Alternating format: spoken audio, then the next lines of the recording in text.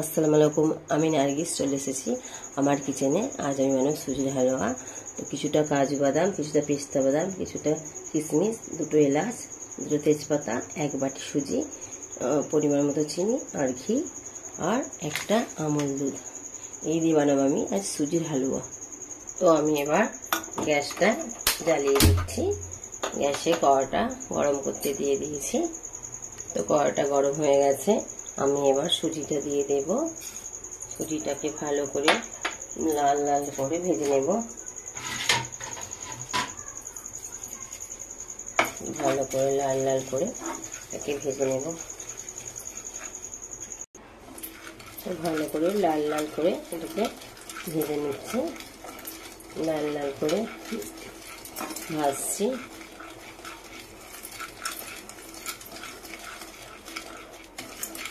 এবার এতে দিয়ে দেব 2 চামচ ঘি।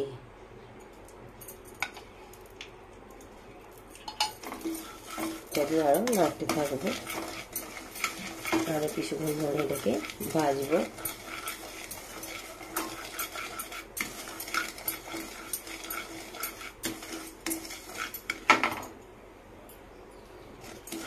এটাকে আবারও ভাজছি, আর একটু লাল লাল করে নিচ্ছি।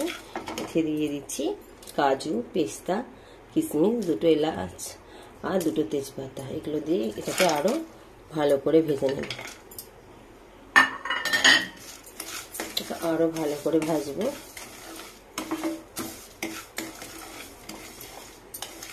একেবারে অল্প করছি, যেহেতু বাচ্চারা খাবে, স্কুলে বাচ্চারা টিফিন নিয়ে যাবে, সে তো একদম অল্প করে করছি। তো আপনারা আপনাদের বাড়িতে প্রয়োজন মতো যতজন মেম্বার সেইভাবে করবেন। আমার এখন দুটো বাচ্চা খাবেন, তার মতোই করছি। এবার এতে দিয়ে দেবো একটা আমুলের প্যাকেট কেটে, তার মধ্যে দিয়ে দিলাম। দিয়ে কন্টিনিউ এভাবে নাড়তে থাকবো। তারপরে দিয়ে দেব স্বাদ মতো নুন, দিয়ে দেব স্বাদ মতো নুন, আর দিয়ে দেব স্বাদ মতো চিনি। যে যেমন মিষ্টি খান সেইভাবে দেবেন। আমরা একটু মিষ্টি অল্পই দেব, যেহেতু বাচ্চারা খুব একটা মিষ্টি খায় না। তো হালুয়াতে একটু মিষ্টি বেশি ভালো লাগে। এইভাবে কন্টিনিউ নাড়াচাড়া করে নিয়ে বাড়িতে জল দিয়ে দেব।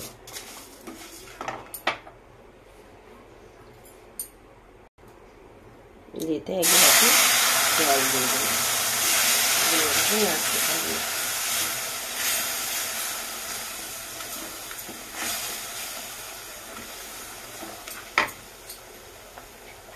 আরো এক বাটি জল দিয়ে দেবো, যেহেতু সুজিটা একটু সেদ্ধ হতে সময় দিতে হবে, সেহেতু এটাকে আর একটু জল দিয়ে ভালো করে নাড়াচাড়া করে নিয়ে কিছু সময়ের জন্য এটাকে সেদ্ধ হতে দিতে হবে।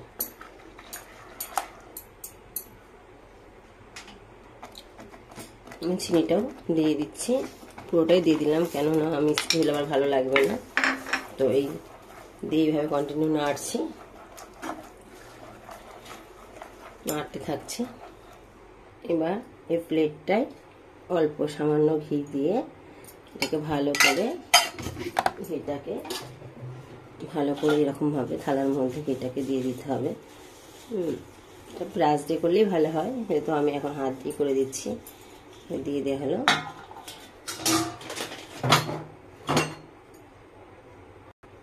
দিয়ে ওর মধ্যে এই সুজিটাকে পুরোপুরি ঢেলে দিতে হবে।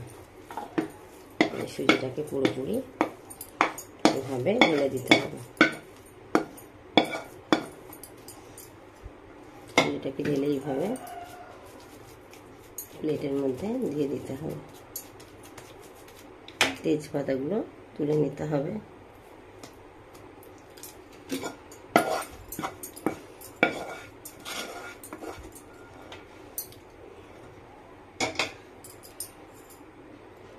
এবার এটাকে হাত দিয়ে সুন্দর করে সাইজ করে নিতে হবে।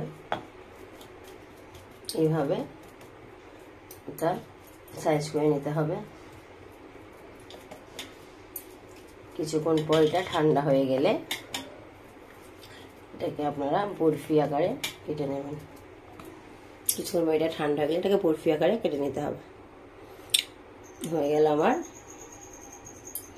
সুজির হালুয়া। তো কিছুক্ষণ পর আপনাদের কেটে দেখাচ্ছি।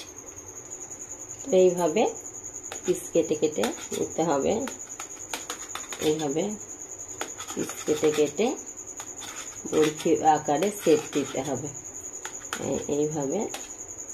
তো